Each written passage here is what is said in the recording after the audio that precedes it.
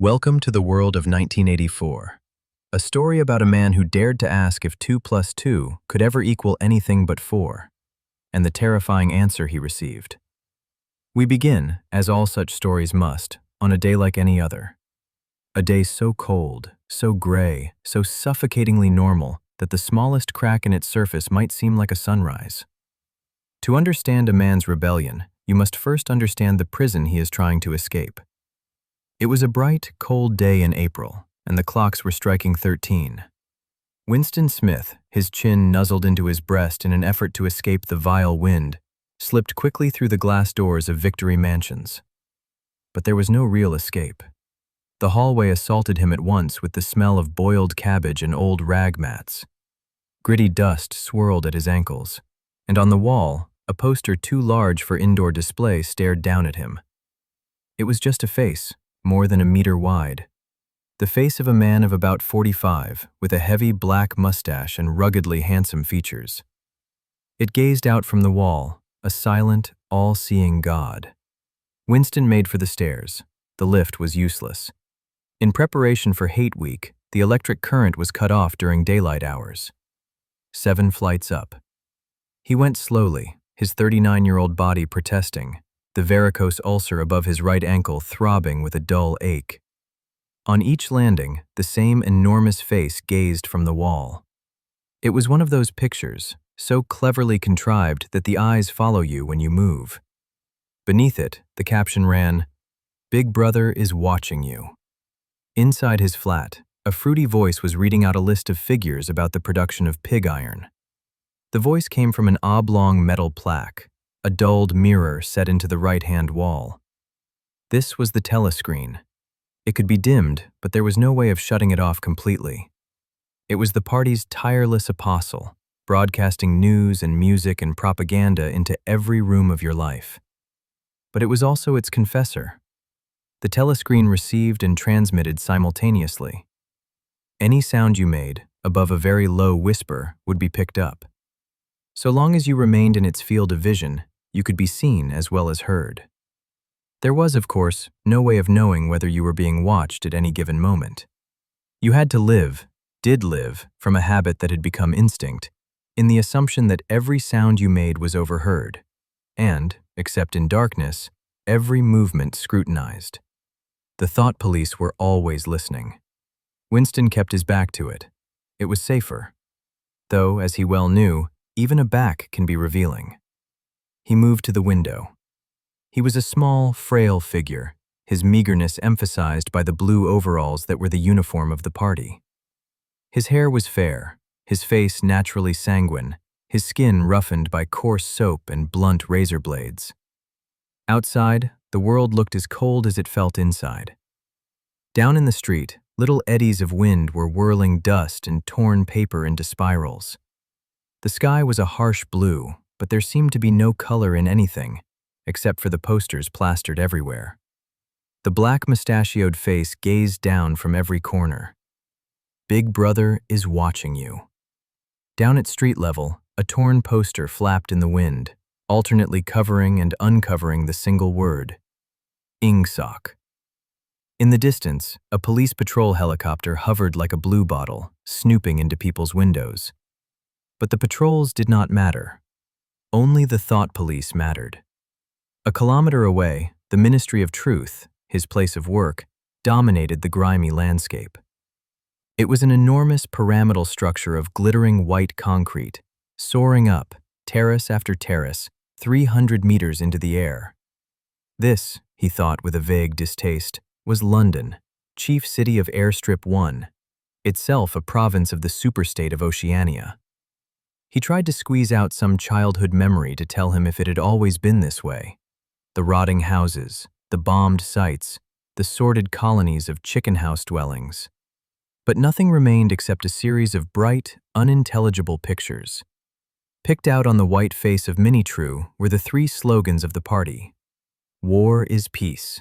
Freedom is slavery. Ignorance is strength. It was one of 4 such buildings that dwarfed the city. There was the Ministry of Peace, Minipax, which concerned itself with war. The Ministry of Plenty, Mini-Plenty, which was responsible for economic affairs and starvation, and the Ministry of Love, Mini-Love, which maintained law and order through pain and terror.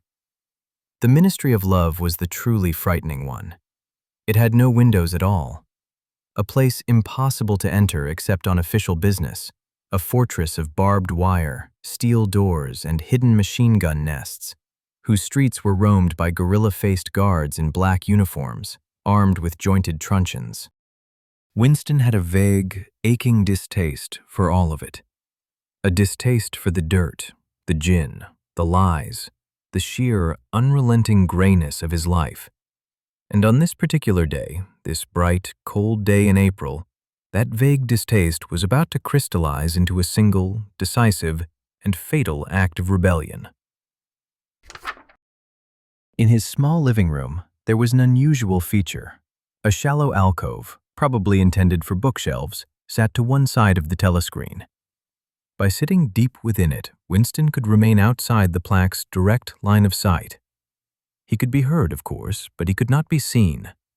It was this small pocket of privacy, this geographical anomaly, that had suggested to him the thing he was now about to do.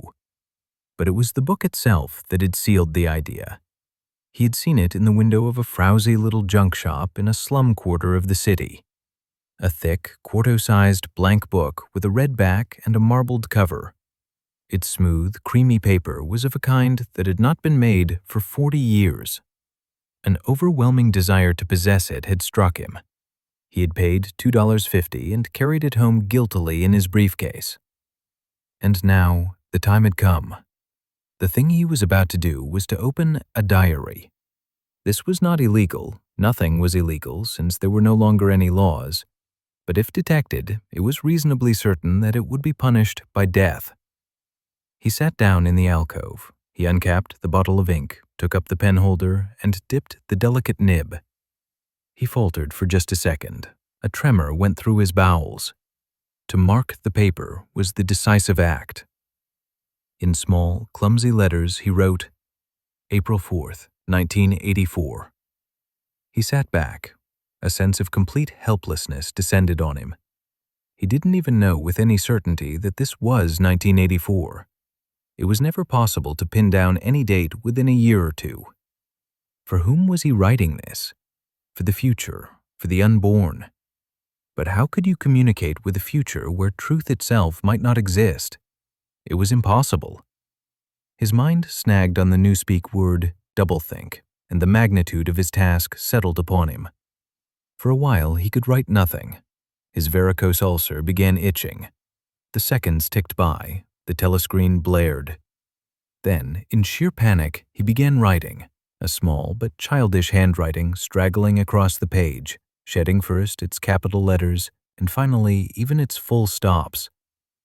April 4th, 1984. Last night to the flicks, all war films. One very good one of a ship full of refugees being bombed somewhere in the Mediterranean. Audience much amused. Then you saw a lifeboat full of children with a helicopter hovering over it. Then the helicopter planted a 20-kilo bomb in among them. Terrific flash, and the boat went all to matchwood. Then there was a wonderful shot of a child's arm going up, up, up, right up into the air. He stopped, his hand cramping. But as he poured out this stream of rubbish, a different memory clarified itself in his mind. The real reason he had come home to start the diary today. It had happened that morning at the ministry. The memory of two people and a look that passed between them. A look that had given him a reason to write, a reason to hope he was not entirely alone. And if you're thinking this is just the story of a man writing his thoughts, you must understand what a thought truly is in Oceania. It is the one crime that contains all others. They call it Thoughtcrime. It was nearly 1100. In the records department, they were dragging chairs out of cubicles, grouping them opposite the big telescreen for the 2 minutes hate. It was a mandatory daily ritual, a sacred performance of fury. Winston found himself seated near two people who occupied a great deal of his thoughts. The first was the girl with the dark hair. She was about 27, with a freckled face and swift, athletic movements. A narrow scarlet sash, the emblem of the Junior Anti-Sex League, was wound tightly around her overalls. Winston had disliked her from the moment he saw her. She carried an atmosphere of clean-mindedness and zealous party orthodoxy. To him, she was the most dangerous kind of person, young, pretty, and utterly brainwashed. He suspected she might be an agent of the thought police. The other person was O'Brien, a member of the inner party, a large, burly man with a coarse, brutal face that somehow held a surprising charm. There was a trick he had of resettling his spectacles on his nose that was curiously disarming, curiously civilized. Winston felt deeply drawn to him. It was because of a secret belief, or perhaps just a hope, that O'Brien's political orthodoxy was not perfect. Something in his face suggested intelligence, a mind that could be reasoned with if you could somehow cheat the telescreen. The hate began. A hideous, grinding noise burst from the telescreen. The face of Emmanuel Goldstein, the enemy of the people, the primal traitor, flashed onto the screen. Goldstein was delivering his usual venomous attack on party doctrines, advocating for peace and freedom of thought. Hisses and jeers erupted from the audience. The psychology of the hate is a curious thing. It's not about pretending. Within 30 seconds, any pretense was unnecessary. A hideous ecstasy of fear and vindictiveness, a desire to kill, to torture, to smash faces in with a sledgehammer, flowed through the group like an electric current. Winston found himself shouting with the others, his hatred a wild, abstract emotion that could be switched from one object to another like the flame of a blow lamp. And the hate is a useful thing. It channels rebellion. At one moment, Winston's hatred was not turned against Goldstein at all, but against Big Brother, the party, and the thought police. In those moments, his heart went out to the lonely, derided heretic on the screen, the sole guardian of truth and sanity in a world of lies. And yet, the very next instant, he was at one with the people about him, and everything said of Goldstein seemed true. His secret loathing of Big Brother changed into adoration. It was in this frenzy that he transferred his loathing from the screen to the dark-haired girl behind him. Vivid, beautiful hallucinations filled his mind. He would flog her to death with a rubber truncheon. He would tie her naked to a stake and shoot her full of arrows like Saint Sebastian. He would ravish her and cut her throat at the moment of climax. He hated her because she was young and pretty and sexless, and because of the odious scarlet sash, an aggressive symbol of chastity. The hate rose to its climax. Goldstein's face melted into the face of a Eurasian soldier, and then, just as suddenly, into the face of Big Brother. Black-haired, black-mustachioed, full of power and mysterious calm. A deep sigh of relief went through the room. The entire group broke into a deep, slow, rhythmical chant of BB, BB, BB. It was a sort of hymn, an act of self-hypnosis, a drowning of consciousness. Winston's entrails grew cold, but he chanted with the rest. But for a space of a few seconds, the expression in his eyes might have betrayed him. And it was in exactly that moment that the significant thing happened. Momentarily, he caught O'Brien's eye. O'Brien had taken off his spectacles and was resettling them. But for a fraction of a second, their eyes met. And in that instant, Winston knew. Yes, he knew. He knew that O'Brien was thinking the same thing as himself. An unmistakable message had passed. I am with you, O'Brien seemed to be saying. I know precisely what you are feeling. I am on your side. And then the flash of intelligence was gone. O'Brien's face was as inscrutable as anyone else's. Winston returned to his cubicle, his mind reeling. He looked down at the open diary. His pen slid voluptuously over the smooth paper, printing in large, neat capitals over and over again, "Down with Big Brother. Down with Big Brother. Down with Big Brother." He had committed the essential crime. He had declared war. Now, it was only a matter of time. A few days later, in a brightly lit corridor at the ministry, he saw her again. The girl with the dark hair. Her right arm was in a sling. As they drew level, she stumbled and fell, crying out in pain. Winston's instincts were at war. Before him was an enemy, a spy. But before him was also a human creature in pain. He started forward to help her.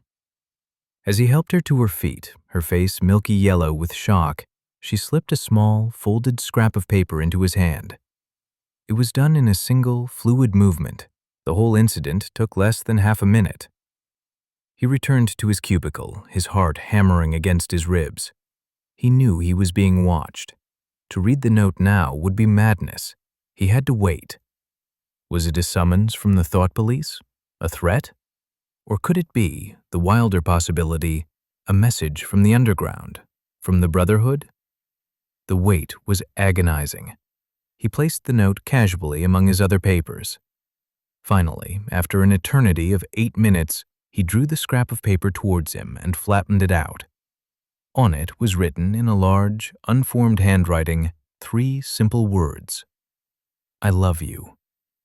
For several seconds, he was too stunned to move. He felt a fire burning in his belly. The note was not a sentence of death, but the exact opposite. At the sight of those 3 words, the desire to stay alive had welled up in him. The game had changed. But how could they possibly arrange a meeting? It was a physical problem of immense difficulty. Their first attempts were near misses. A tense, silent encounter in the canteen. A failed attempt to speak in a crowd. Finally, after a week of restless, dreamlike agony, they managed to exchange a few whispered words at a crowded lunch table. They would meet in Victory Square, near the monument, at 19 hours. But what does love mean in a place that has tried to abolish it? Is it a feeling, or is it a political act? Victory Square was swarming with people, gathered to watch a convoy of Eurasian prisoners. Winston squirmed his way into the heart of the crowd until he was shoulder to shoulder with Julia. They stood staring forward, 2 strangers pressed together in a sea of bodies. In the din and confusion, Julia whispered directions for their next meeting. Her hand found his, and for a long, timeless 10 seconds, they stood with fingers locked, a silent confirmation of their conspiracy. Their next meeting was on a golden May afternoon in a small clearing in a wood of bluebells. And here, the contrast with their daily lives was breathtaking. This was the landscape he had dreamed of, the place he called the Golden Country. The air was warm, sunlight dappled the ground, and ringdoves droned in the distance. Here, Julia transformed. With a single, magnificent gesture, she ripped off the scarlet sash of the Junior Anti-Sex League and flung it aside. She produced a small slab of real, black-market chocolate, a forgotten luxury whose scent stirred deep, powerful memories in Winston. They talked. She told him of her life of quiet rebellion, a revolt she summed up as being from the waist downwards. She hated the party, but had no interest in its doctrines. She had known from the moment she saw his face that he was against them. Winston, in turn, confessed his own dark fantasy, that he had wanted to rape and murder her. She laughed, delighted. This was their true beginning. Away from the eyes of the telescreen, surrounded by the beauty of a world the party could not quite tame, they made love. For Winston, it was more than just a physical act. Their embrace had been a battle, the climax of victory. It was a blow struck against the party. It was a political act. Their secret life continued in snatched moments. It was not enough. One evening, on an impulse, Winston wandered into the Prole district. He tried, and failed, to question an old man in a pub about life before the revolution. Frustrated, Winston found his feet carrying him, as if of their own accord, back to the little junk shop where he had bought the diary.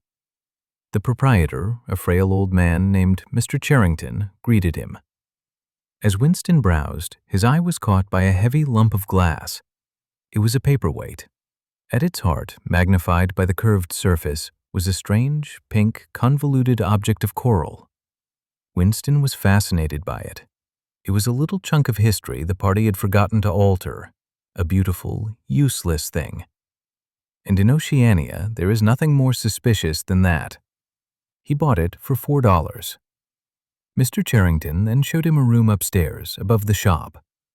The room was shabby, but it had a curious, inviting quality, with an old mahogany bed and a gate-legged table.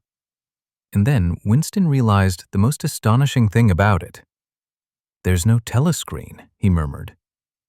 The room awakened in him a kind of ancestral memory, a nostalgia for a life of privacy and security he had never known. Mr. Charrington even recited a fragment of an old nursery rhyme. "Oranges and lemons, say the bells of St. Clement's." This room became their sanctuary. It was here that their rebellion found a home. Julia would arrive with treasures from the black market, real sugar, white bread, real coffee. Here she would put on makeup and scent, transforming herself from a party comrade into a woman. The room was their world, a pocket of the past. It was the paperweight, and they were the coral, frozen inside it in a moment of impossible, fragile happiness. But in a world made of glass, how long can any sanctuary last before the eyes of the party see through it? The moment Winston had been dreaming of for 7 years finally arrived. In a corridor at the ministry, he came face to face with O'Brien. With a peculiar, grave courtesy, O'Brien stopped him. He made a casual but mortally dangerous reference to Syme, Winston's friend who had recently been vaporized, who was now an unperson. By sharing this tiny act of thought crime, O'Brien turned them into accomplices. He then offered Winston an advance copy of the new Newspeak dictionary and, scribbling on a slip of paper, gave him his address. Days later, Winston and Julia stood before the door to O'Brien's apartment. The richness and spaciousness of the building were a world away from the austerity of the outer party. Inside, the luxury was shocking. And then O'Brien did the most astonishing thing of all. He walked over to the telescreen and pressed a switch. There was a sharp snap. The voice stopped. "You can turn it off," Winston said, stunned. "Yes," O'Brien replied. "We have that privilege." The conspiracy he had dreamed of was real. O'Brien was part of it. He poured them a dark red liquid he called wine, and they raised their glasses. "To our leader," O'Brien said. "To Emmanuel Goldstein." Winston and Julia pledged their allegiance to the Brotherhood.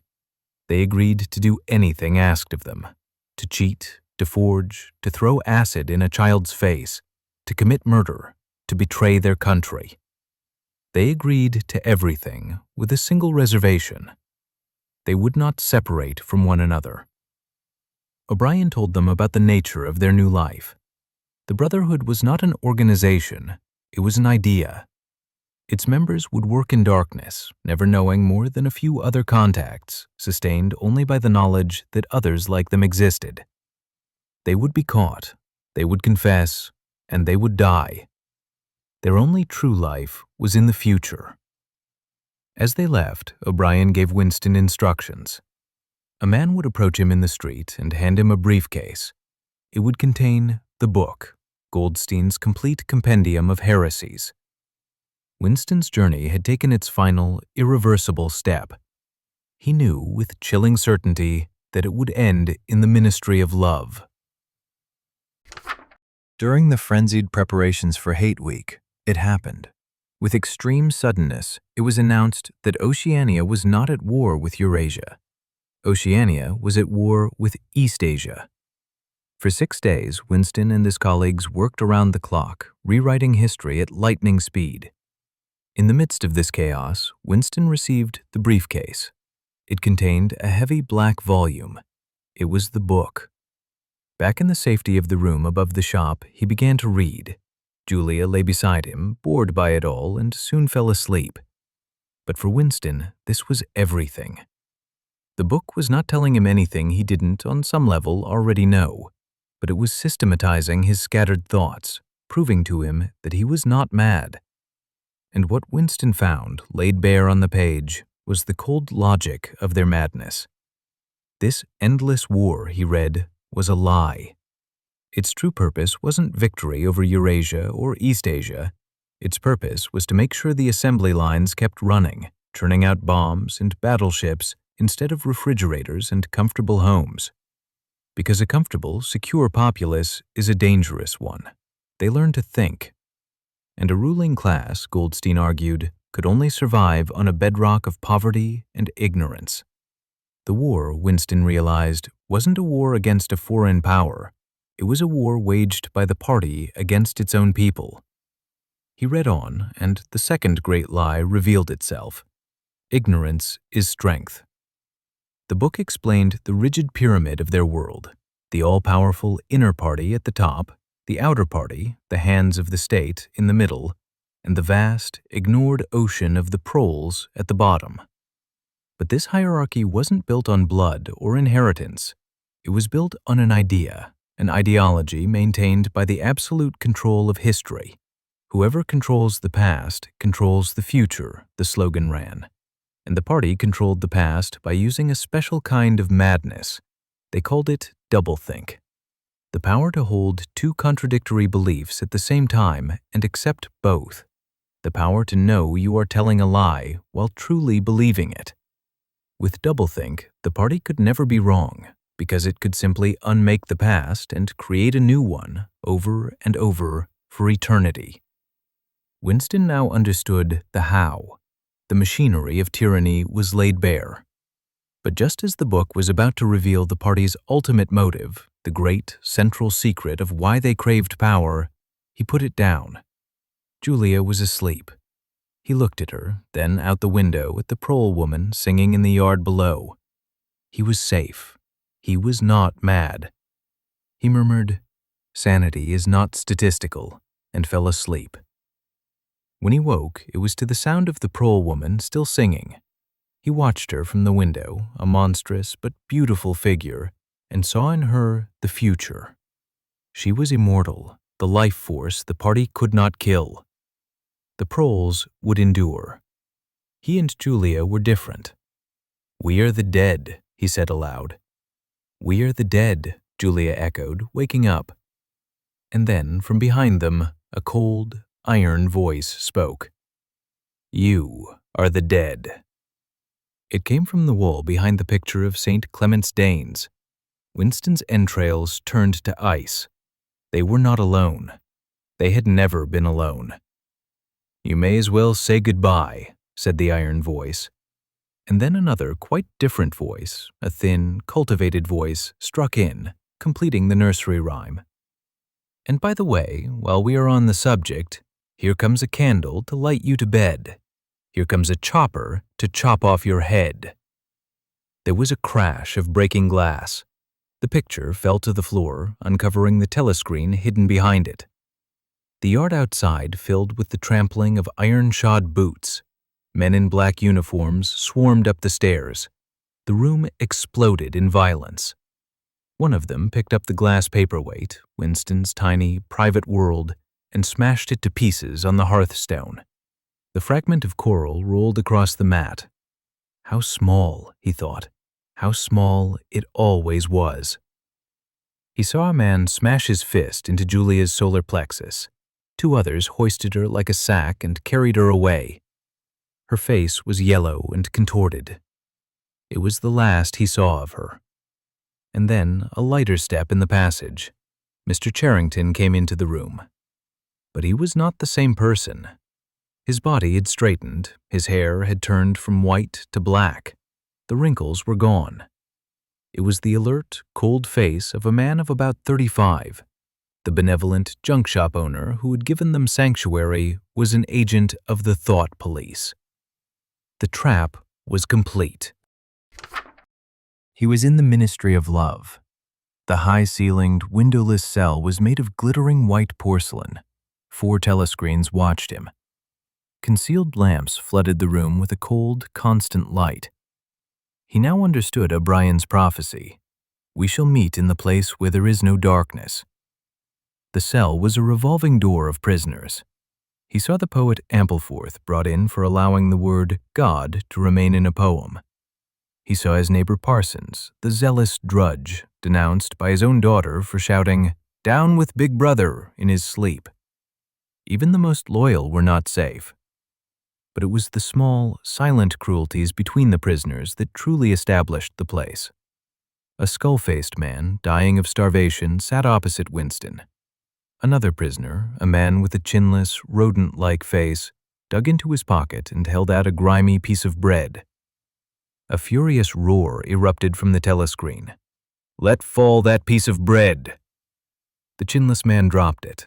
A guard entered and, with a single, frightful blow, smashed the man's mouth, knocking out a dental plate. No one helps anyone here. Winston waited, clinging to a flickering hope that the Brotherhood would smuggle him a razor blade, that O'Brien would save him. The heavy boots approached his cell. The door clanged open. O'Brien walked in.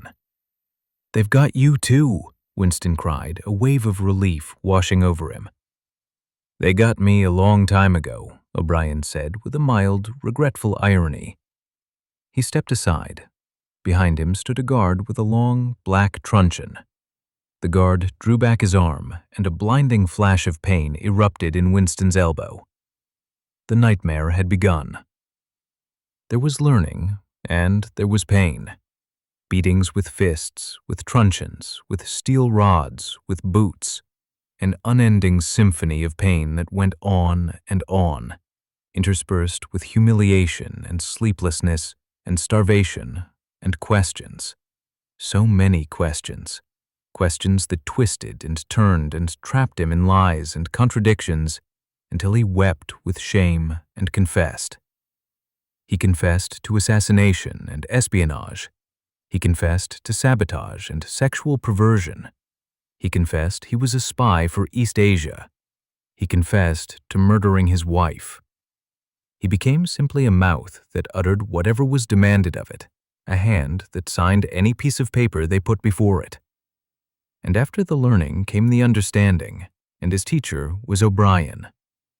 He was strapped to a bed, a dial with a lever next to him controlling the intensity of his pain.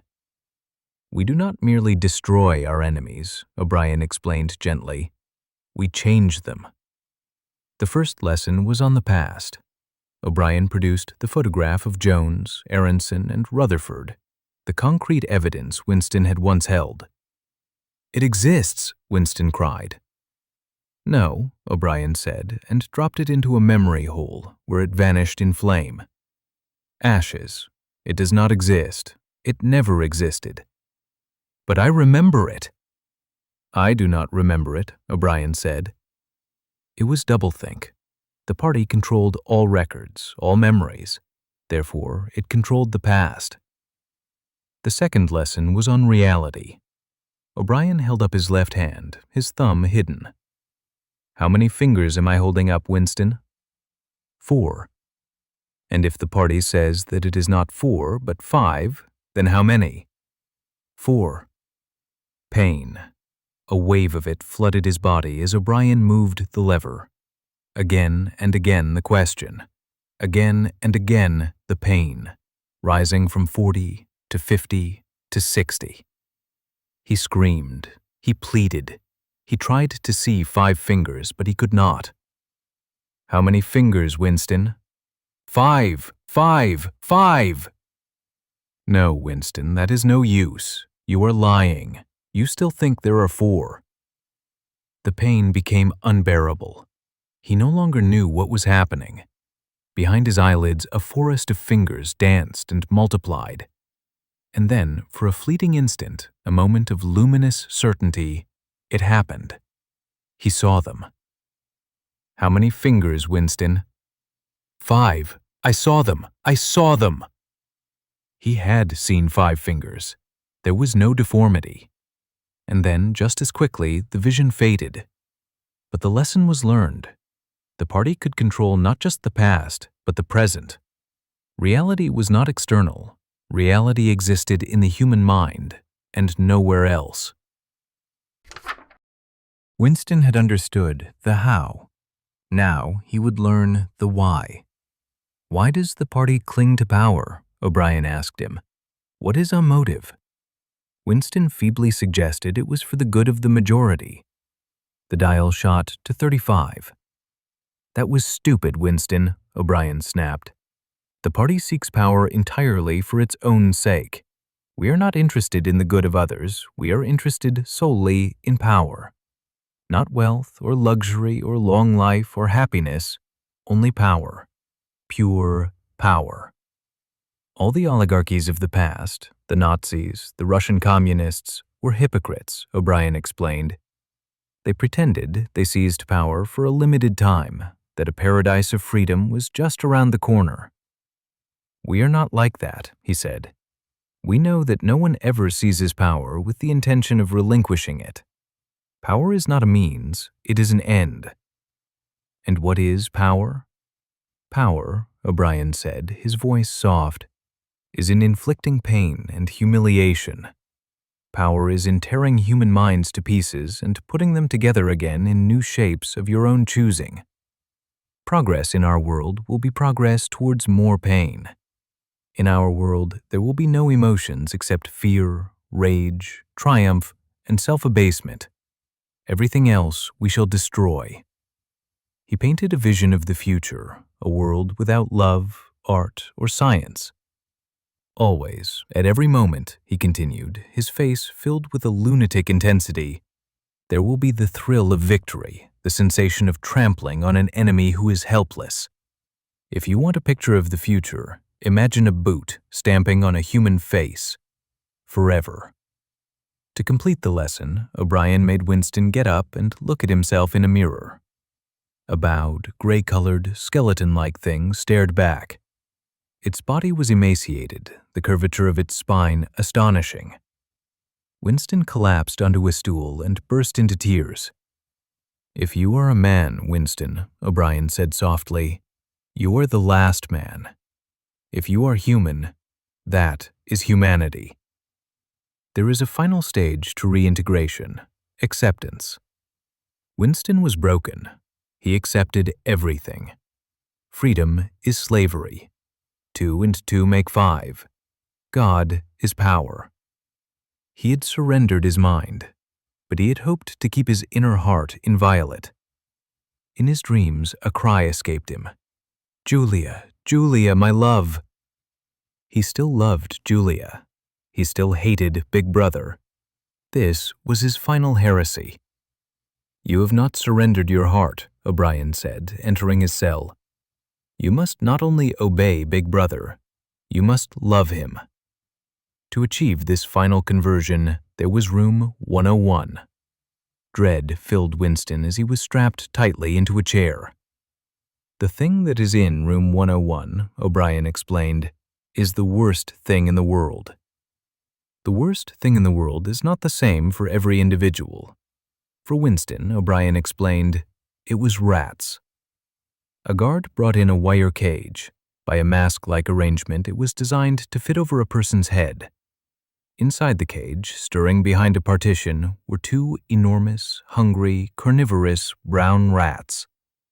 The rat, O'Brien said calmly, is a scavenger. It will leap onto your face and bore straight into it. Sometimes they attack the eyes first. He began to move the cage closer to Winston's face. A premonitory tremor went through Winston. He could smell the foul, musty odor of the brutes. His mind exploded in a scream of primal terror. In the blackness, he clutched at a single idea. There was one and only one way to save himself. He must interpose another human being between himself and the rats. The cage was inches from his face. He could see the whiskers, the yellow teeth. In that final moment, there was only one person in the world to whom he could transfer his punishment. He was shouting, screaming, frantically, over and over again, the words that would save him and damn him forever. Do it to Julia. Do it to Julia. Not me. Julia. I don't care what you do to her. Tear her face off. Strip her to the bones. Not me. Julia. He was falling backwards, away from the rats, into enormous depths. He heard a metallic click. The cage door had shut, not opened. He had been hollowed out. Months have passed. A fatter, changed Winston Smith sits in his usual corner at the Chestnut Tree Cafe. He has been released. He has been cured. He even has a sinecure, a well-paid, meaningless job. His life now is a gin-soaked stupor. He remembers his last meeting with Julia, a vilely cold day in the park. She had changed. Her waist had grown thick and stiff. Her face was sallow, with a long scar on her forehead. Their conversation was hollow, deadened. "I betrayed you," she said, without feeling. "I betrayed you," he said. She explained that when they threaten you with the worst thing in the world, you can't think about the other person. At the time when it happens, she had said, you do mean it. All you care about is yourself. And after that, you don't feel the same towards the other person any longer.